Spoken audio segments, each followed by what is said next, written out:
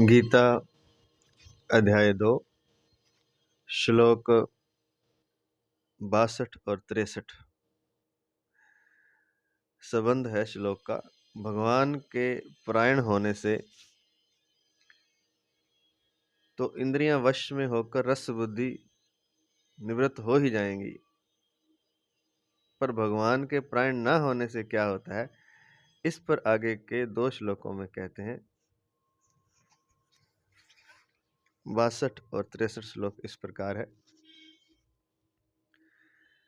ध्यायतो विषयान् पुंसः संगस्तेषुपजायते संगात् संजायते कामः कामात् क्रोधो विजायते क्रोधाद् भवति सम्मोहः सम्मोहात् स्मृतिविभ्रमः स्मृतिभ्रंशाद् बुद्धिनाशो बुद्धिनाशात् प्रणश्यति।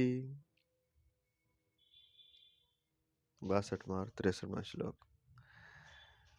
विषयों का चिंतन करने वाले मनुष्य की उन विषयों में आसक्ति पैदा हो जाती है, आसक्ति से कामना पैदा होती है, कामना से बाधा लगने पर क्रोध पैदा होता है, क्रोध होने पर सम्मोह अर्थात मूढ़ भाव हो जाता है, सम्मोह से स्मृति भ्रष्ट हो जाती है, स्मृति भ्रष्ट होने पर बुद्धि विवेक का नाश हो जाता है, बुद्धि का नाश होने पर मनुष्य का पतन हो जाता है।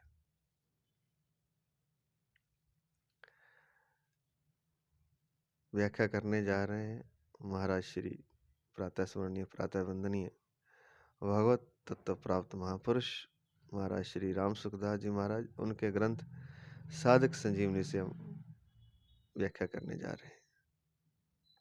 व्याख्या।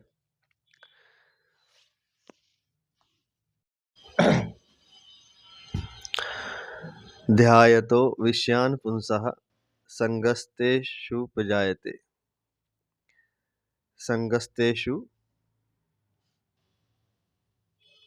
संगस्तेषुपजायते। भगवान के परायण न होने से, भगवान का चिंतन न होने से विषयों का ही चिंतन होता है। कारण कि जीव के एक तरफ परमात्मा है और एक तरफ संसार है। जब वह परमात्मा का आश्रय छोड़ देता है तब वह संसार का आश्रय लेकर संसार का ही चिंतन करता है, क्योंकि संसार के सिवाय चिंतन का कोई दूसरा विषय रहता ही नहीं। ये बहुत ही विशेष बात बता रहे हैं और बड़ी महत्वपूर्ण बात है ये। भगवान के परायण नहीं होंगे, भगवान की शरण नहीं होंगे, भगवान का चिंतन नहीं करेंगे तो स्वतः ही विषयों का चिंतन शुरू हो जाता है। कारण बता रहे हैं कि जीव के एक तरफ तो परमात्मा है और एक तरफ संसार है, तो परमात्मा की तरफ नहीं जाएगा तो संसार की तरफ तो अपने आप ही चला जाएगा। या इसका एक बहुत अच्छा उदाहरण है कि जैसे कोई पहाड़ पर चढ़ रहा हो, फिसलन वाला पहाड़, अगर ऊपर की तरफ नहीं गति करेगा अर्थात परमात्मा की तरफ, तो नीचे तो अपने आप ही फिसल जाएगा, अर्थात संसार की तरफ उसका मन अपने आप खिंच जाएगा।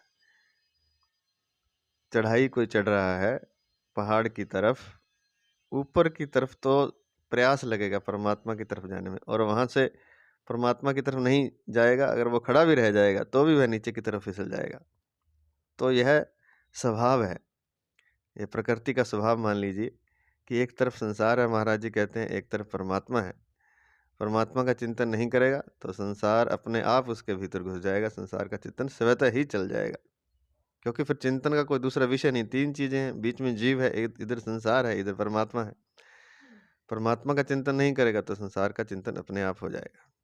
इस तरह चिंतन करते करते मनुष्य की उन विषयों में आसक्ति, राग, प्रियता पैदा हो जाती है। अब संसार का चिंतन करेगा, संसार का चिंतन क्या है, विषयों का ही चिंतन है, तो उन विषयों में फिर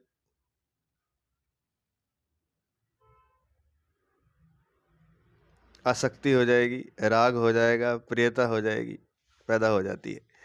आसक्ति पैदा होने से मनुष्य उन विषयों का सेवन करता है, और जब आसक्ति पैदा हो जाएगी तो उन विषयों का भोग करना चाहेगा, सेवन करना चाहेगा। विषयों का सेवन चाहे मानसिक हो चाहे शारीरिक हो, उससे जो सुख होता है उससे विषय में प्रियता पैदा होती है, विषयों में प्रियता पैदा होती है। अब चाहे तो वो मानसिक विषयों का सेवन कर ले, चाहे शारीरिक कर ले,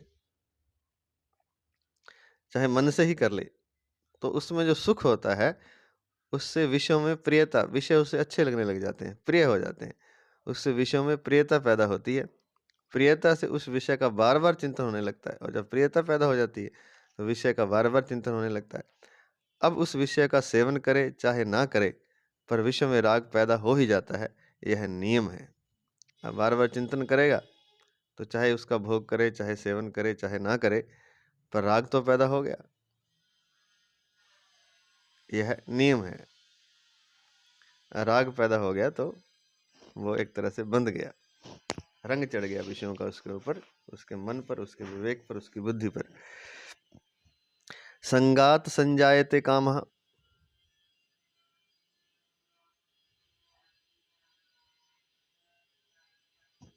विषयों में राग पैदा होने पर उन विषयों को अर्थात भोगों को प्राप्त करने की कामना पैदा हो जाती है कि वे भोग वस्तुएं मेरे को मिलें। जिन विषयों का चिंतन कर लिया, जिनके प्रति राग पैदा हो गया, जो भी विषय हैं, चाहे आंख के हैं, चाहे त्वचा के हैं, चाहे जीव के, नाक के, कान के, जो भी विषय हैं, विशेषतः तो त्वचा के विषय हैं, आंख के विषय हैं, और स्वाद के विषय हैं, जीव के विषय हैं। तो विषयों में राग पैदा होने पर उन विषयों को अर्थात उन भोगों को प्राप्त करने की कामना पैदा हो जाती है कि वे भोग वस्तुएं मेरे को मिलें। संगात संजायते कामा,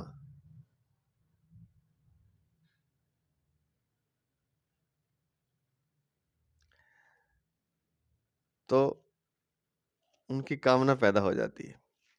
कामात क्रोधो विजायते, पहले तो है संगात संजायते कामा, विषयों में राग पैदा होने से, उनका चिंतन होने से, विषयों को अर्थात भोगों को प्राप्त करने की कि वो भोग मैं प्राप्त कर लूं, वो भोग वस्तुएं मेरे को मिले, इसकी कामना पैदा हो जाती है। कामात क्रोधो विजायते, कामना के अनुकूल पदार्थों को मिलते रहने से लोभ पैदा होता है, और कामना पूर्ति की संभावना हो रही है पर उसमें कोई बाधा डाल देता है तो उस पर क्रोध आ जाता है।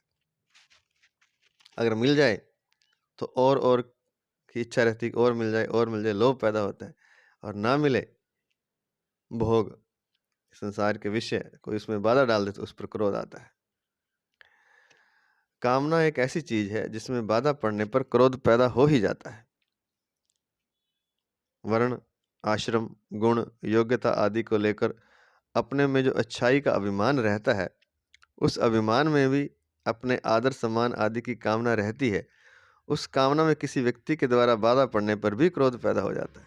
कामना में तो क्रोध पैदा होता ही है कि कोई इच्छा है थी, लेकिन ये कह रहे हैं कि और भी सूक्ष्मता से, वर्ण है, आप जिस वर्ण के हो, जिस आश्रम में हो, जिस कोई गुण है आपके अंदर, कोई योग्यता है, तो उसको लेकर भी अपने में अच्छाई का अभिमान रहता है। आपकी योग्यता पर कोई संदेह करे, आपकी योग्यता ना माने, आप में जो गुण है उनको ना माने, जिस वर्ण में आप, अच्छी जाति आश्रम में हैं, उस आश्रम का सम्मान ना करे, जिस आश्रम में, जिस वर्ण में आप हैं, उस अभिमान में भी अपने आदर सम्मान की कामना रहती है। तो इन वर्ण, आश्रम, गुण, योग्यता आदि में भी एक अभिमान रहता है कि, और ये अभिमान किस लिए, कि मेरा कोई आदर करेगा, सम्मान करेगा, दूसरा व्यक्ति मेरे गुण और योग्यता पर रीझ करके मेरा सम्मान आदर करना चाहिए उसे।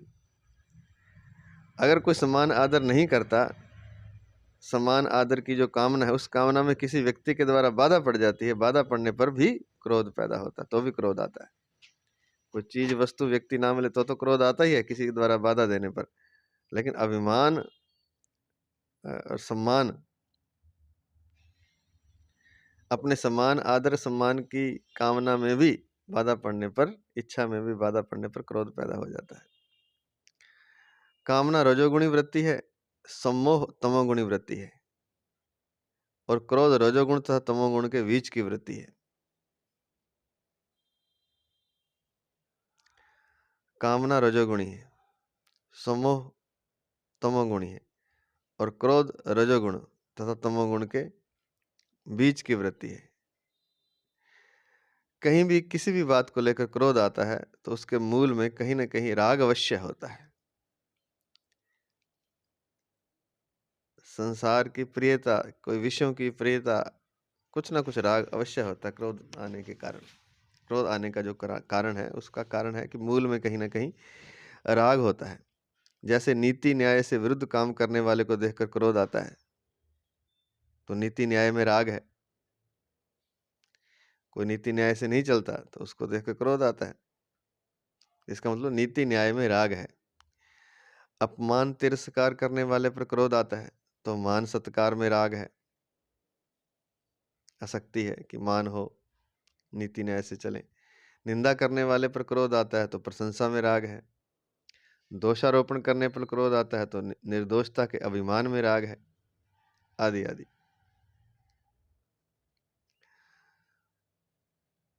क्रोधाद भवति सम्मोह,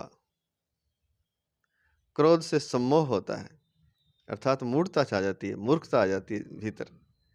वास्तव में देखा जाए तो काम, क्रोध, लोभ और ममता, इन चारों से ही सम्मोह होता है। महाराज जी कह रहे हैं कि वैसे तो क्रोध से तो सम्मोह होता ही है, मूढ़ता छाती है, मूढ़ता चित्त पर छा जाती है। लेकिन अगर वास्तव में देखा जाए तो काम, क्रोध, लोभ और ममता, इन चारों से ही सम्मोह होता है, अर्थात मूढ़ता छा जाती है। अब एक बात यहाँ है कि अगर आप क्रोध नहीं करना चाहते तो आपको फिर क्या करना है? ये बड़ा मुश्किल है। लेकिन नीति न्याय की आशा ना रखें दूसरे व्यक्ति से। अपमान तिरस्कार जो कोई करता है तो मान सत्कार की आशा ना रखें, प्रशंसा की आशा ना रखें। कोई दोषारोपण करता है आप पर तो निर्दोषता का अभिमान रखें, ना रखें। निर्दोष भले ही हो लेकिन अभिमान ना रखें। तो क्या क्या है, दोबारा से देख लेते हैं। नीति न्याय की दूसरे से आशा नहीं रखनी, मान सत्कार की आशा नहीं रखनी, प्रशंसा की आशा नहीं रखनी, निंदा करने वाले को क्षमा कर देना है और सोचना है, विचार करना है कि ये दोष मेरे में तो नहीं है। दोषारोपण करने वाले पर भी क्रोध नहीं करना, अपनी निर्दोषता का अभिमान नहीं करना। आप निर्दोष हैं, अच्छी बात है, लेकिन अगर कोई दोषारोपण कर रहा है, झूठ कर रहा है, तो फिर तो चिंता की कोई बात ही नहीं। अगर सच कर रहा है तो अपने में देखें और उन दोषों को दूर करने की कोशिश करें। तो आकलन करना पड़ेगा स्वयं का और दूसरे का। दूसरे से आशा कोई नहीं रखनी कि वो आपका नीति न्याय से काम करेगा जैसे आप करते हैं, वो आपका मान सत्कार करेगा, वो आपकी प्रशंसा करेगा, निंदा नहीं करेगा, वो आपको आपकी निर्दोषता के गीत गाएगा। नहीं, ऐसा कुछ नहीं, ऐसी कोई आशा रखनी नहीं। अन्याय से चलने वाले के प्रति, अनीति और अन्याय से चलने वाले के प्रति, अपमान तिरस्कार करने वाले के प्रति, निंदा करने वाले के प्रति, दोषारोपण करने वाले के प्रति उपेक्षा का भाव रखना है, सम रहना है, तब क्रोध से मुक्ति मिल सकती है। तो आगे जो चल रहा था, क्रोधाद भवति सम्मोह, क्रोध से सम्मोह होता है, अर्थात मूर्ता से आ जाती है। वास्तव में देखा जाए तो काम, क्रोध, लोभ और ममता, इन चारों से ही सम्मोह होता है, मूर्ता से आ जाती है। जैसे नंबर 1, काम से जो सम्मोह होता है उसमें विवेक शक्ति ढक जाने से मनुष्य काम के वशीभूत होकर न करने लायक कार्य भी कर बैठता है। यह काम से सम्मोह होता है। क्रोध से जो सम्मोह होता है, जो मूर्ता छाती है, उसमें मनुष्य अपने मित्रों तथा पूज्य जनों को भी उल्टी सीधी बातें कह बैठता है और न करने लायक बर्ताव भी कर बैठता है। लोभ से जो सम्मोह होता है, जो मूर्ता छाती है, उसमें मनुष्य को सत्य असत्य, धर्म अधर्म आदि का विचार नहीं रहता और वह कपट करके लोगों को ठग लेता है। ये मूर्ता छा गई। ममता से जो सम्मोह होता है उसमें समभाव नहीं रहता, प्रत्युत पक्षपात पैदा हो जाता है। तो चारों के अलग अलग परिणाम बता दिए। काम से जो सम्मोह होता है उसमें काम के वशीभूत हो जाता है और न करने लायक कार्य भी कर बैठता है। क्रोध से जो सम्मोह होता है उसमें मित्रों तथा पूजा जनों को भी उल्टी सीधी बातें कह बैठता है। लोभ से जो सम्मोह होता है उसमें धर्म अधर्म सत्य असत्य न देख करके बस धन को ही देखता है। मित्र भी नहीं दिखाई देता, अपना भी नहीं दिखाई देता, उसे कुछ नहीं दिखाई देता, केवल धन दिखाई देता है और कैसे भी करके वह कपट करके लोगों को ठग लेता है। तो ये लोभ के कारण। और ममता के कारण एक अपना है एक पराया है। किसी से ज्यादा ममता है उससे पक्षपात पैदा हो जाता है और दूसरे को अ, वो जैसे कि अपने अंग से अलग कर देते हैं। एक के प्रति तो पक्षपात है और एक को अपने से दूर कर दिया।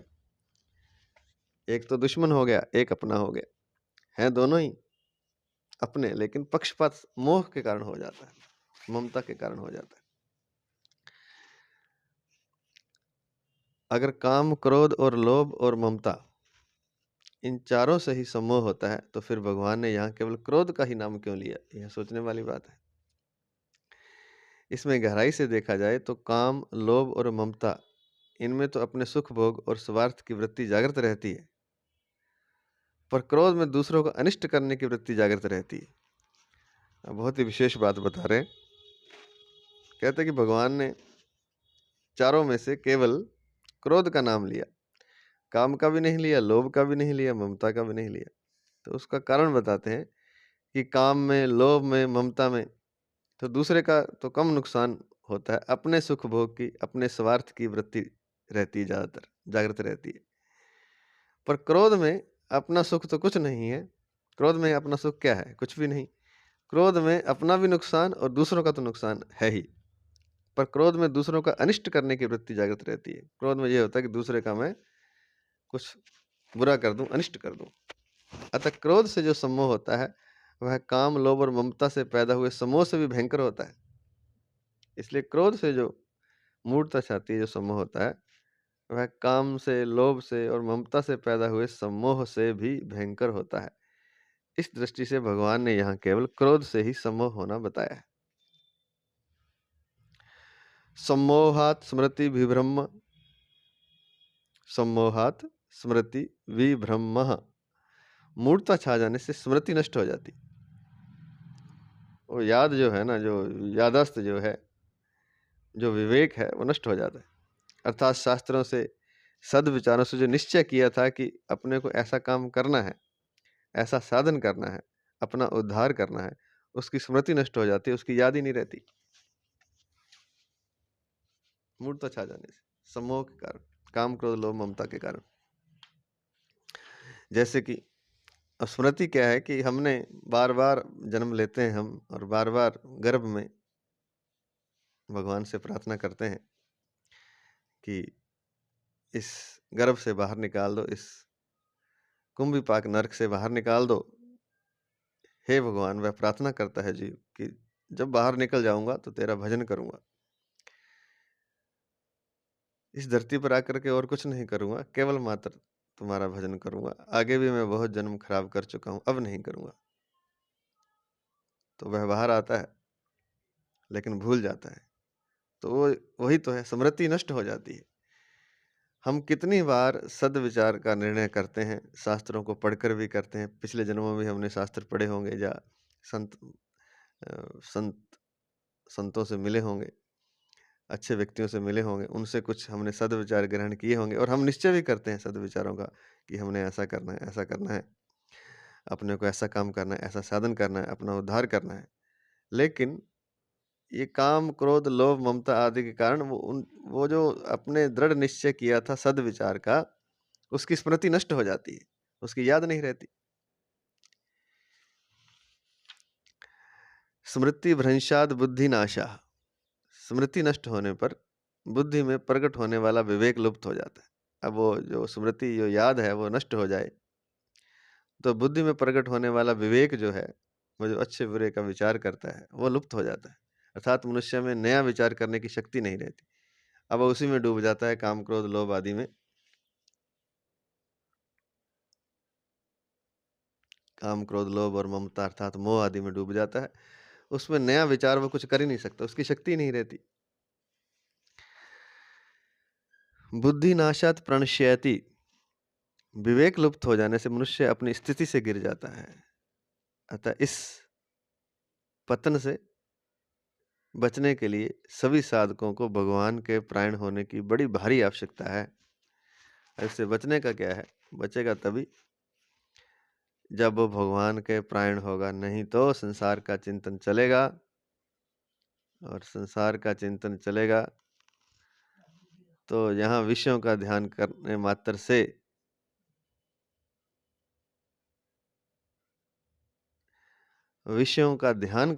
से राग पैदा होता है।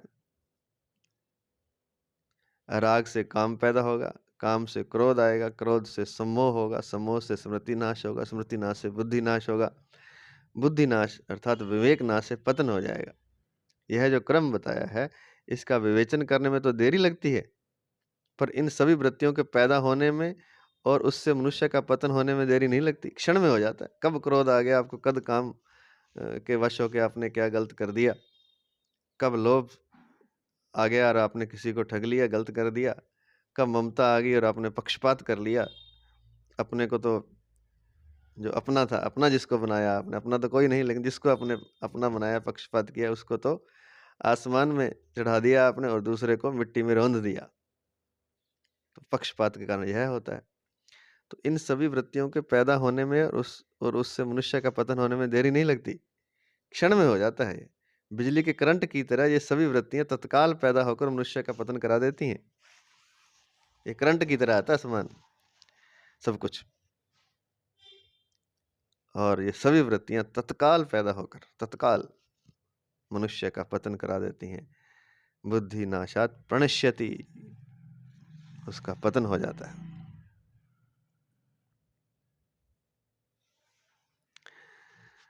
तो ये तुरंत होता है सब कुछ। अब इसको अगर ना हो ये, तो इसका एकमात्र उपाय यही है कि भगवान का ही भजन करे, विषयों का चिंतन करे ना, संसार का चिंतन करे ना, संसार का त्याग कर दे। जितना संसार का चिंतन होगा उतना ही राग, राग से काम, काम से क्रोध, क्रोध से सम्मोह, सम्मोह से स्मृति नाश, स्मृति नाश से बुद्धि नाश, और बुद्धि नाश से पतन हो जाएगा। तो एकमात्र सूत्र है, और ये पतन होने में देर नहीं लगेगी, करंट की तरह आएगा, आपको पता नहीं चलेगा कब क्या हो गया, कब क्रोध आके चला गया, कब काम आके चला गया, और कब आपसे कुछ गलत हो गया, कोई नुकसान हो गया, कब मोह आपको गिरा के चला गया, और कब लोभ आप में घर कर गया, पता ही नहीं चलेगा। तो इसलिए तूफान जब तेज हो जाए तब तो उसको रोक नहीं सकते, तब तो वह नुकसान करेगा ही करेगा, लेकिन जब तूफान शुरू होता है, उस शुरू के कारण को ही मिटा दें, और वह कारण है संसार का चिंतन, विषयों का चिंतन। उसकी जगह परमात्मा का चिंतन करें, परमात्मा के परायण हो जाएं, परमात्मा के शरण हो जाएं, एकमात्र परमात्मा के लिए ही सब कुछ करें। केवल मात्र भगवान मेरे हैं और मैं भगवान का हूँ।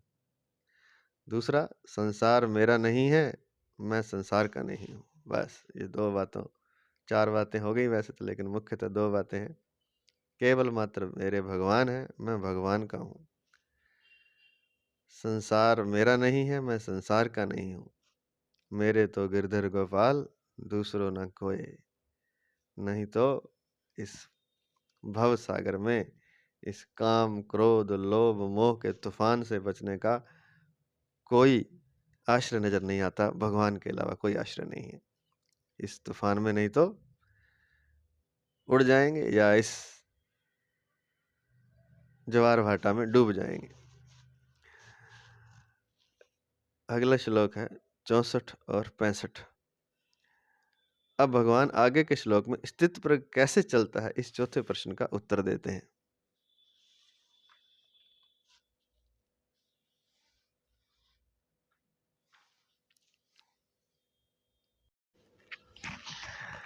राग द्वेष वियुक्तैस्तु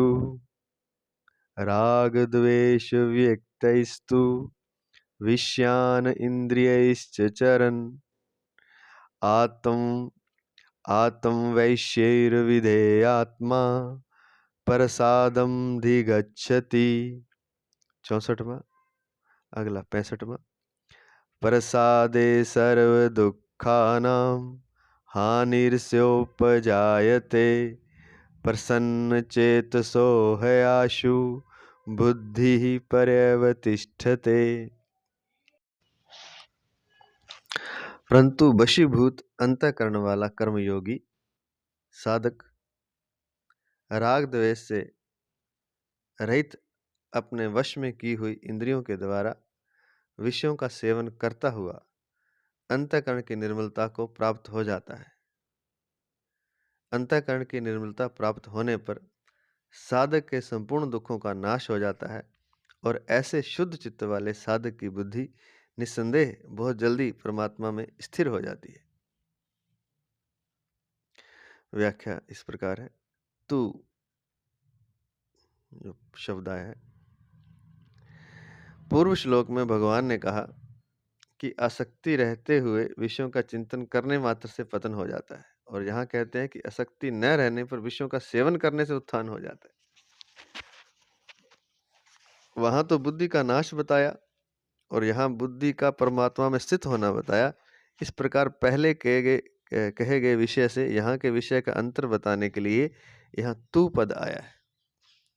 आया ना यहाँ की तू विधेय आत्मा अराग द्वेष वियुक्ते आत्मवैश्य है। परंतु वशीभूत अंतकरण वाला कर्मयोगी साधक राग द्वेष से रहित अपने वश में की हुई इंद्रियों के द्वारा विषयों का सेवन करता हुआ अंतकरण की निर्मलता को प्राप्त हो जाता है। और वहां लिखा था कि पूर्व श्लोक में कि आसक्त रहते हुए विषयों का चिंतन करने मात्र से पतन होता है, और यहाँ कहते हैं कि इंद्रियां अगर वश में है और वशीभूत अंतकरण वाला है कर्मयोगी साधक, तो वो सेवन भी करेगा विषयों का, तब भी उसका उत्थान होता है। विधेय आत्मा साधक का अंतःकरण अपने वश में रहना चाहिए। अंतःकरण को वशीभूत किए बिना कर्मयोगी की सिद्धि नहीं होती। प्रत्युत कर्म करते हुए विषयों में राग होने की और पतन होने की संभावना रहती है। वास्तव में देखा जाए तो अंतःकरण को अपने वश में रखना हर एक साधक के लिए आवश्यक है। कर्मयोगी के लिए तो इसकी विशेष आवश्यकता है कि अपने अंतःकरण को वशीभूत रखे, अपने वश में रखे, और ये बहुत जरूरी है। साधक का अंतःकरण अपने वश में रहना चाहिए। अंतःकरण को वशीभूत किए बिना कर्मयोगी की सिद्धि नहीं होती। उल्टा कर्म करते हुए प्रत्युत कर्म करते हुए विषयों में राग होने की और पतन होने की संभावना रहती है। अगर अंतःकरण वशीभूत नहीं है, वश में नहीं है, तो कर्म करते हुए विषयों में राग होने की और पतन होने की संभावना रहती है।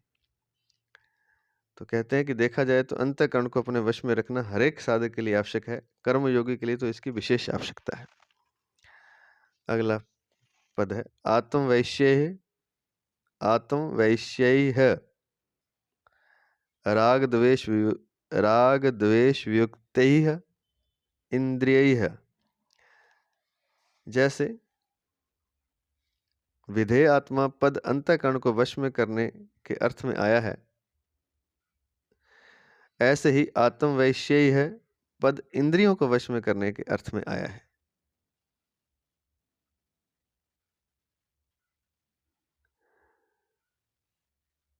तात्पर्य है कि व्यवहार करते समय इंद्रियां अपने वशीभूत होनी चाहिए, और इंद्रियां वशीभूत होने के लिए इंद्रियों का राग द्वेष रहित होना जरूरी है। तो जब आप व्यवहार कर रहे हैं तब इंद्रियां आपके वश में होनी चाहिए, उनकी लगाम आपके हाथ में होनी चाहिए, वे बेलगाम ना हो।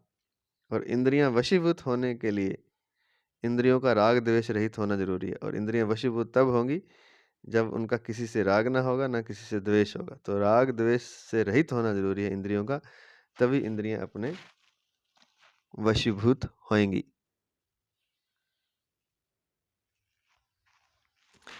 अतः इंद्रियों से किसी विषय का ग्रहण राग पूर्वक ना हो, और किसी विषय का त्याग द्वेष पूर्वक ना हो। कारण कि विषयों के ग्रहण और त्याग का इतना महत्व नहीं है जितना महत्व इंद्रियों में राग और द्वेष न होने देने का है। अब चाहे विषयों का ग्रहण हो, चाहे विषय चला जाए इंद्रियों के द्वारा, अतः इंद्रियों से किसी विषय का ग्रहण राग पूर्वक ना हो और किसी विषय का त्याग ना हो द्वेष पूर्वक। तो आंख के सामने जैसे कोई विषय आया, आंख की इंद्री के सामने कोई सुंदर दृश्य आया, तो उस दृश्य के प्रति उसका राग ना हो, और सुंदर दृश्य आया तो उसका त्याग द्वेष पूर्वक ना हो, अर्थात वो एक तरह से उपेक्षा भाव रखे इंद्रियां विषय के प्रति। तो ना तो ग्रहण राग पूर्वक हो और ना विषय का त्याग द्वेष पूर्वक हो। कारण कि विषयों के ग्रहण और त्याग का इतना महत्व नहीं जितना महत्व इंद्रियों में राग और द्वेष न होने, उसमें इंद्रियों में राग और द्वेष नहीं होना चाहिए। विषयों के ग्रहण और त्याग का महत्व नहीं, बहुत ही ये सूक्ष्म बात है। आंख के सामने कोई सुंदर दृश्य आएगा और चला जाएगा। ये तो संसार का नियम है कि कोई वस्तु आएगी, कोई दृश्य कुछ भी है वो आएगा और चला जाएगा।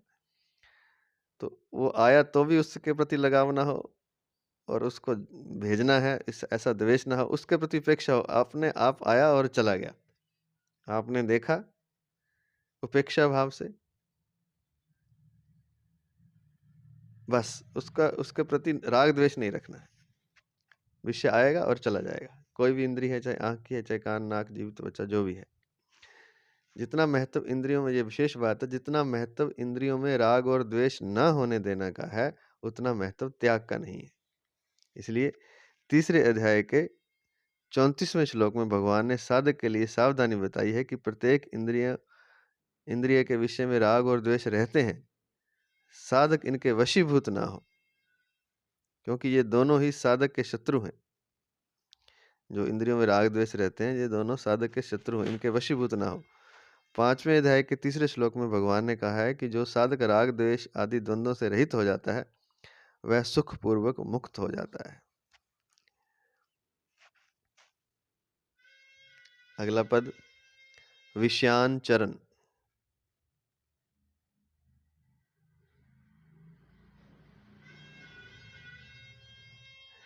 जिसका अंतःकरण अपने वश में है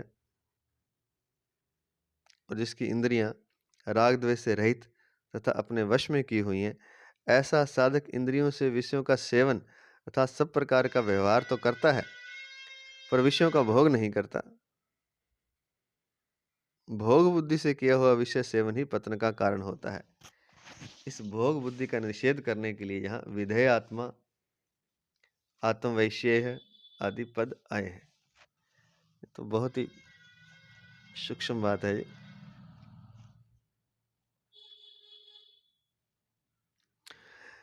साधक इंद्रियों से विषयों का सेवन अर्थात सब प्रकार का व्यवहार तो करता है, इंद्रियों से सारा व्यवहार कर रहा है, संसार में रहता है, सारे व्यवहार कर रहा है, पर विषयों का भोग नहीं करता। भोग बुद्धि से किया हुआ विषय सेवन ही पतन का कारण होता है। अब ये तो स्थित प्रज्ञ की स्थिति है। वैसे तो भोग बुद्धि से किया हुआ विषय सेवन ही पतन का कारण होता है।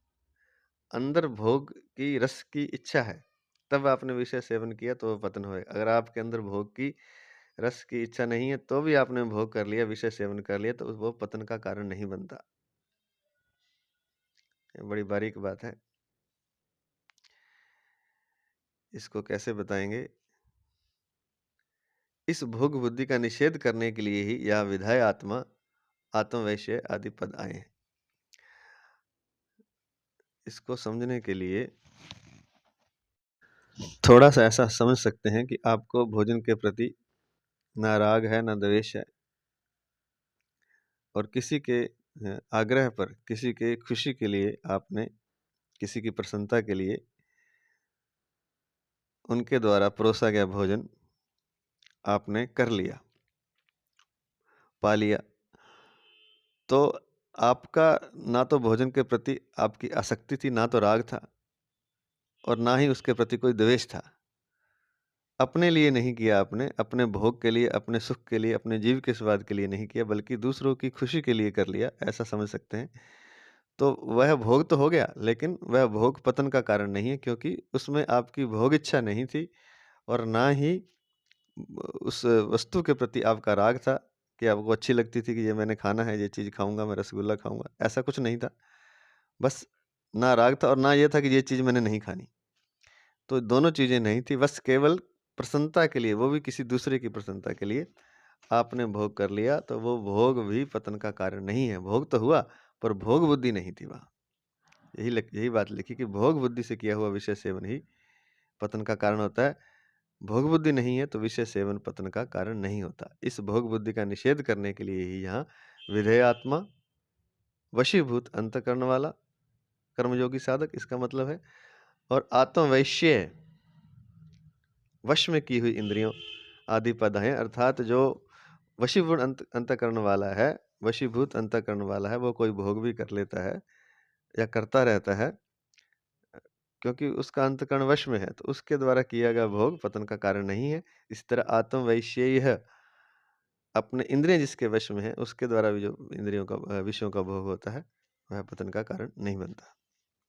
यह अभ्यास से होएगा, और इसको समझने से खाली नहीं, अभ्यास से, और इसमें गलती रहने की भी संभावना रहती है। कुछ लोग भोग कर लेते हैं और ऊपर से कह देते हैं कि हमारा इच्छा नहीं थी, हमने तो बस कर लिया। नहीं, ऐसा नहीं है, उसमें बड़ी सूक्ष्मता है, को समझना पड़ेगा। प्रसादम दिगच्छति, राग द्वेष रहित होकर विषयों का सेवन करने से साधक अंतःकरण की प्रसन्नता को, अर्थात स्वच्छता को प्राप्त होगा। जो प्रसन्नता है ना, वह एक स्वच्छता है। प्रसन्नता तभी आती है जब आपके अंतःकरण में स्वच्छता होती है। और स्वच्छता कब होती है? जब आपका किसी चीज के प्रति, किसी वस्तु व्यक्ति के प्रति राग द्वेष नहीं होता।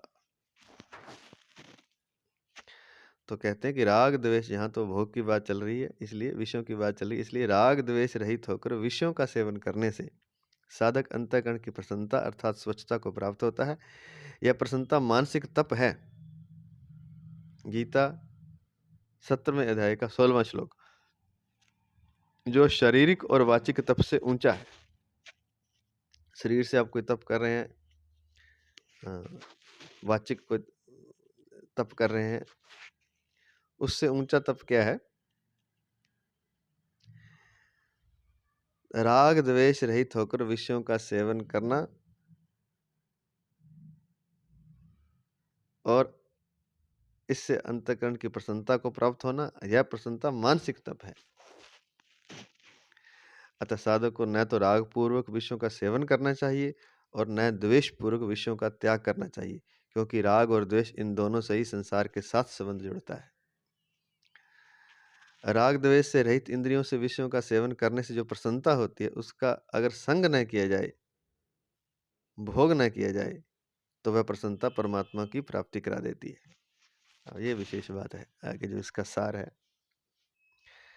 अब राग के बिना, द्वेष के बिना इंद्रियों से विषयों का आपने सेवन किया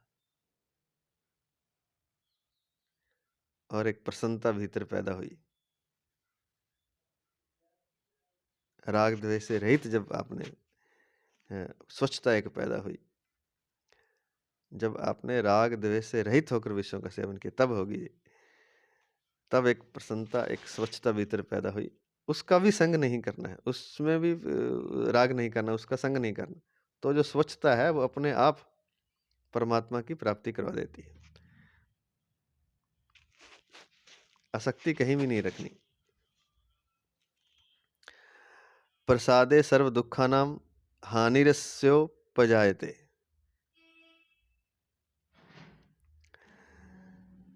चित्त की प्रसन्नता, स्वच्छता प्राप्त होने पर संपूर्ण दुखों का नाश हो जाता है, अर्थात कोई भी दुख नहीं रहता। क्योंकि दुख जो है वो सारे चित्त में ही तो है। चित्त में जो स्मृतियां हैं वही तो दुख है। किसी बाहरी साधन से ना तो दुख होता है ना सुख होता है, वो उसकी जो स्मृति है,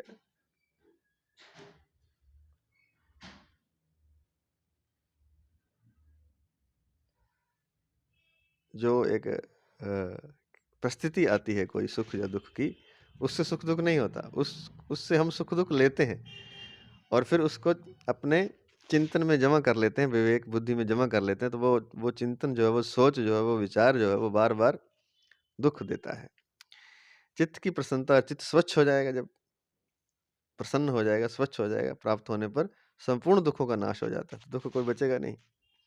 अर्थात कोई भी दुख नहीं रहता। ऐसा नहीं कि बाहर से दुख नहीं आएगा, हो सकता है बाहर से तो आता रहे, लेकिन भीतर आपकी स्थिति ऐसी हो जाएगी कि आपको कोई दुख नहीं रहेगा, कोई दुख हो नहीं सकता, कोई दुख लग नहीं सकता आपको। कब? जब चित्त की प्रसन्नता प्राप्त होगी। और ये कैसे प्राप्त होगी? राग द्वेष रहित होकर के विषयों का सेवन करने से। राग द्वेष रहित होकर के जब जीवन में व्यवहार करेंगे तब, और तब प्रसन्नता स्वच्छता प्राप्त होगी चित्त की, उससे संपूर्ण दुखों का नाश हो जाता है, अर्थात कोई भी दुख नहीं रहता। कारण कि राग होने से ही चित्त में खिन्नता होती है, खिन्नता होते ही कामना पैदा हो जाती है, और कामना से ही सब दुख पैदा होते हैं। क्योंकि राग होता है तो ही चित्त में खिन्न होता है, चित्त तभी खिंचता है उसमें। एक तरह से चित्त में क्या कह सकते हैं, दरार आ जाती है, खिन्नता पैदा होती है। जैसे शांत जल था, उसमें लहर पैदा होगी, तो राग होने से चित्त में खिन्नता होती है, और खिन्नता से फिर कामना पैदा होती है, और कामना ही सब दुखों की जड़ है।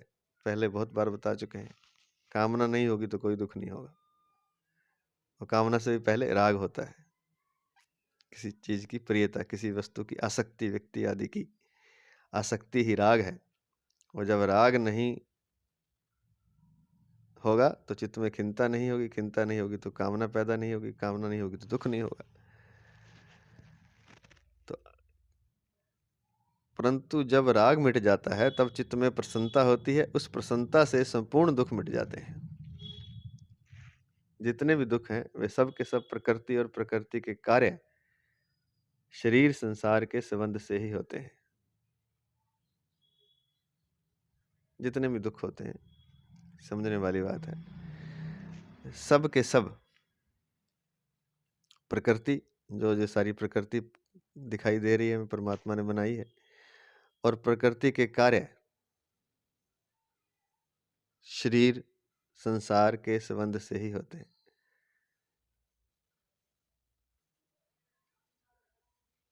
शरीर और संसार के संबंध से ही सारे दुख पैदा होते हैं। और शरीर संसार से संबंध होता है सुख की लिप्सा से। और शरीर और संसार का संबंध कैसे होता है? सुख की कामना से, सुख की लिप्सा से। सुख की लिप्सा होती है खिन्नता से। फिर वही बात, पहले वाली बात तक पहुंच गए। सुख क्यों पाना चाहते हैं? क्योंकि चित्त में खिन्नता पैदा हो गई। परंतु जब प्रसन्नता होती है, सुख की लिप्सा होती है खिन्नता से, परंतु जब प्रसन्नता होती है तब खिन्नता मिट जाती है। खिन्नता मिटने पर सुख की लिप्सा नहीं रहती। सुख की लिप्सा न रहने से शरीर संसार के साथ संबंध नहीं रहता, और संबंध न रहने से संपूर्ण दुखों का अभाव हो जाता है। सर्व दुखानाम हानि ही, प्रसादे सर्व दुखानाम हानिर्स्योपजायते। तात्पर्य है कि प्रसन्नता से दो बातें होती हैं, संसार से संबंध विच्छेद हो जाता है और परमात्मा में बुद्धि की स्थिरता हो जाती है। और ये प्रसन्नता आएगी सुख की लिप्सा ना रखने से।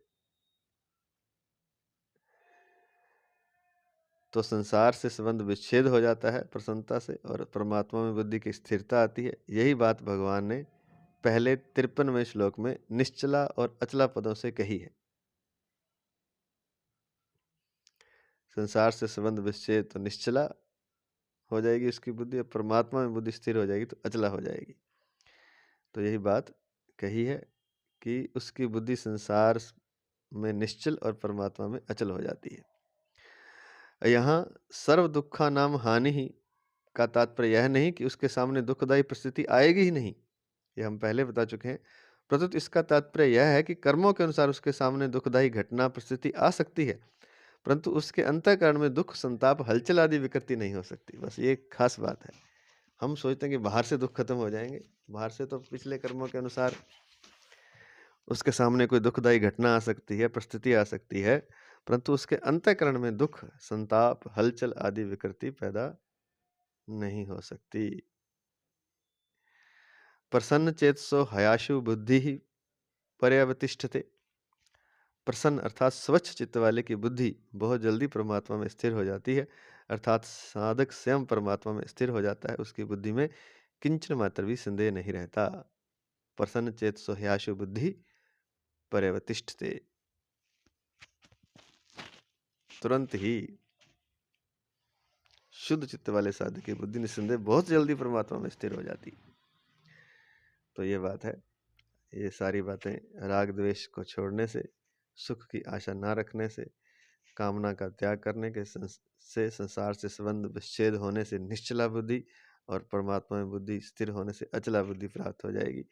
यहाँ पर सारे दुखों का नाश हो जाता है, क्योंकि चित्त प्रसन्न रहता है। और यह प्रसन्नता बाहर के परिस्थिति घटना पर आधारित नहीं होती, यह उसके भीतर की स्थिति पर आधारित होती है। बाहर से दुख सुख घटना परिस्थिति आ सकती है, लेकिन उसके भीतर ऐसी स्थिति बन जाती है कि वहाँ उसके अंतःकरण में दुख संताप हलचल आदि कोई विकृति पैदा नहीं होती। अब मार्मिक बात महाराज जी ने लिखी है इस श्लोक की।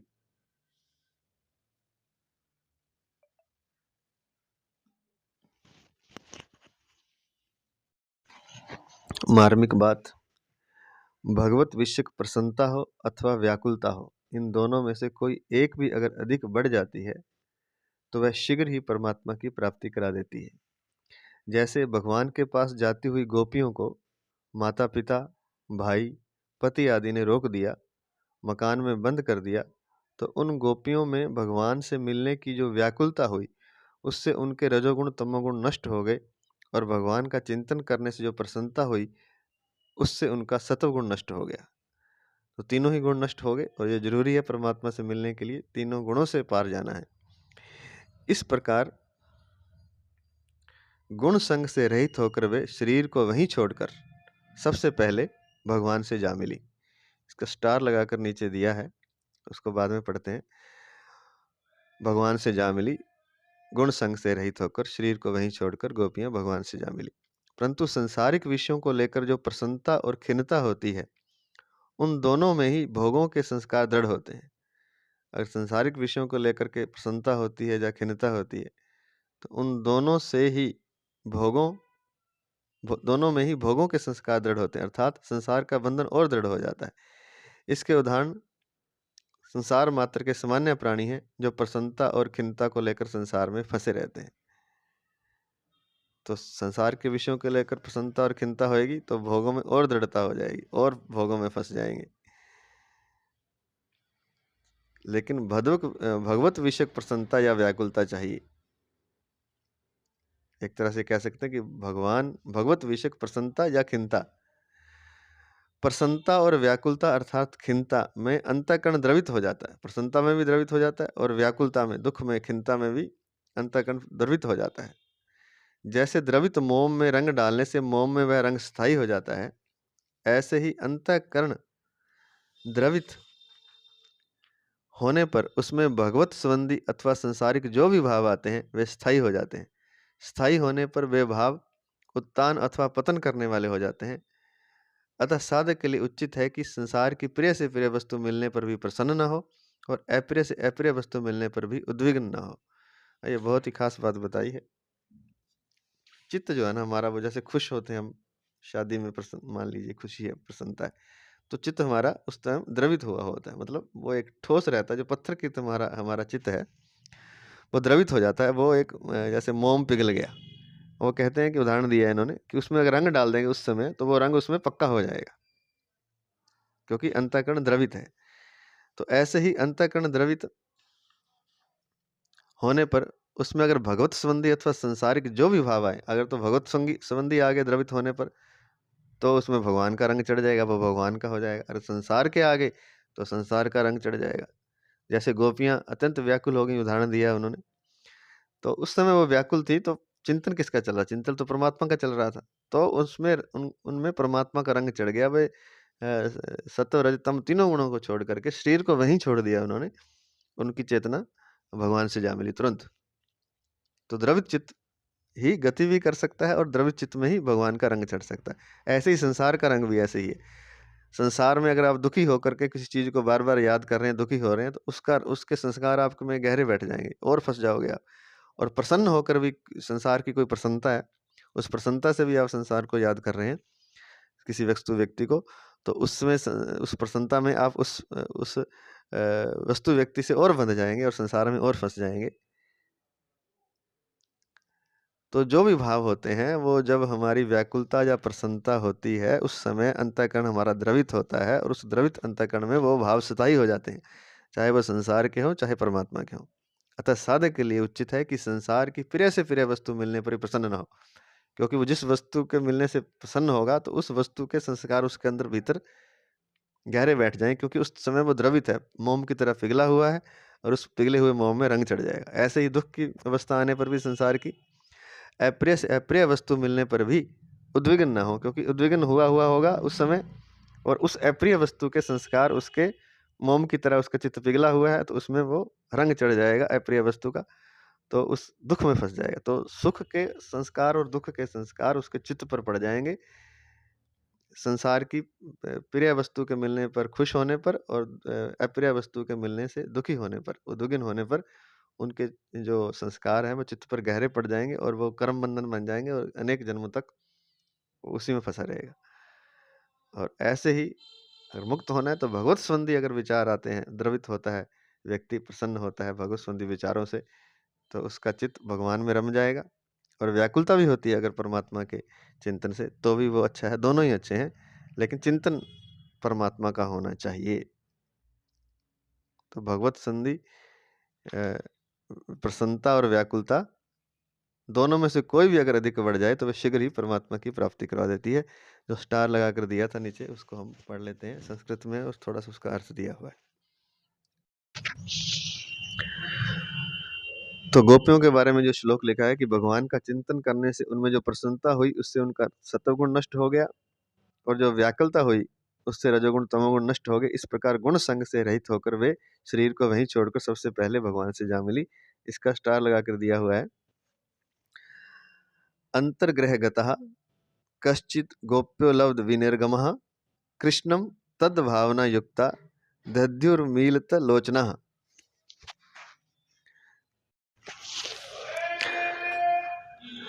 दुस्सह प्रेष्ट विरह तीव्रता पदुताप शुभा ध्यान प्राप्ता च्युताश्लेष निर्वृत्त्या क्षीण मंगला तमेव परमात्मानं जार बुद्ध्यापि संगतः जहुर्गुणमयं देहम सद्यः प्रक्षीण वंदनः। श्रीमद् भागवत 10वें खंड के 29वें अध्याय का 9वां 10वां 11वां श्लोक। इन श्लोकों की विस्तृत व्याख्या के लिए गीता प्रेस से प्रकाशित मेरे तो गिरधर गोपाल पुस्तक के अंतर्गत अलौकिक प्रेम लेख पढ़ना चाहिए। तो परिशिष्ट भाव दिया है अंत में महाराज जी ने। एक विभाग भोग का है और एक विभाग योग का है। राग द्वेष से युक्त भोगी मनुष्य अगर विषयों का चिंतन भी करे तो उसका पतन हो जाता है। राग द्वेष से युक्त भोगी मनुष्य अगर विषयों का चिंतन भी करे तो उसका पतन हो जाता है। गीता 2 अध्याय का 62वां 63वां श्लोक। परंतु राग द्वेष से रहित योगी मनुष्य अगर विषयों का सेवन भी करे तो उसका पतन नहीं होता, प्रत्युत वह परमात्मा तत्व को प्राप्त हो जाता है। ये बहुत बड़ी बात है और ये मन में बिठा लेनी चाहिए और इसी के अनुसार चलना चाहिए। राग द्वेष से रहित मनुष्य भोग बुद्धि से विषयों का सेवन नहीं करता, अर्थात भोगजन्य सुख अर्थात रस नहीं लेता। जो राग द्वेष से रहित होगा मनुष्य वह भोग बुद्धि से विषयों का सेवन नहीं करेगा, अभी पीछे बता भी चुके हैं। वो भोगजन्य सुख रस नहीं लेगा, विषयों का सेवन कर भी लेगा तो भोग बुद्धि से नहीं करेगा, अर्थात रस लेने के लिए नहीं करेगा, क्योंकि यह उसका ध्येय नहीं है। वह भोगों को राग पूर्वक न भोग कर त्याग पूर्वक भोगता है। गीता के 3 अध्याय का 34वां श्लोक। इसलिए उसका अंतःकरण निर्मल हो जाता है। त्याग पूर्वक भोग वास्तव में भोग है ही नहीं, लोगों की दृष्टि में उसके द्वारा भोग का आचरण दिखता है, इसलिए वहां विषयान चरण पद आए हैं। इसलिए यहाँ विषयान चरण पद आए हैं कि विषयों का सेवन करता हुआ भी वह निर्मल रहता है। राग द्वेष से रहित होने पर प्रसाद की प्राप्ति होती है। हरदम प्रसन्नता रहे, कभी खिन्नता न आए, नीरसता न आए, यह है प्रसाद। यह प्रसाद है। इस प्रसाद की प्राप्ति में भी संतोष न करे, इसका उपभोग ना करे तो बहुत जल्दी परमात्मा की प्राप्ति हो जाती है। अब और बहुत अच्छी बात लिखी है एक, कि राग द्वेष से रहित होने पर जब वो विषयों का सेवन भी कर लेगा, अगर राग द्वेष से रहित रहेगा संसार में, तो उसे एक प्रसाद की प्राप्ति होती है। वो प्रसाद क्या है? हरदम प्रसन्नता रहेगी, कभी खिन्नता नहीं आएगी, निराशा नहीं आएगी, यह प्रसाद है। लेकिन अब ये जो प्रसाद मिला है प्रसन्नता का, खिन्नता न होने का, निराशा न होने का, इस प्रसाद की प्राप्ति में संतोष न करे कि बस हो गया, ना इसका उपभोग करे, तो बहुत जल्दी उसको फिर परमात्मा की प्राप्ति हो जाती है। अर्थात यहाँ भी वो इसके प्रति भी आसक्त ना हो, प्रसाद के प्रति। प्रसाद क्या है? प्रसन्नता आदि जो प्रसाद मिलेगा उसे राग द्वेष से रहित होने पर, उस प्रसाद के प्रति वह आसक्त ना हो, उसमें संतोष ना करे, प्रसाद की प्राप्ति में भी संतोष ना करे, उसका उपभोग ना करे, तो बहुत जल्दी परमात्मा की प्राप्ति हो जाती है। तो इसलिए यहाँ लिखा है प्रसन्न चेतसा बुद्धि ही आशु पर्यवतिष्ठते। प्रसन्न चेतसो हयाशु बुद्धि ही पर्यवतिष्ठते। शुद्ध चित्त वाले साधक की बुद्धि निस्संदेह बहुत जल्दी परमात्मा में स्थिर हो जाती है। आज इतना ही। जय श्री कृष्ण, जय श्री कृष्ण, जय जय श्री कृष्ण।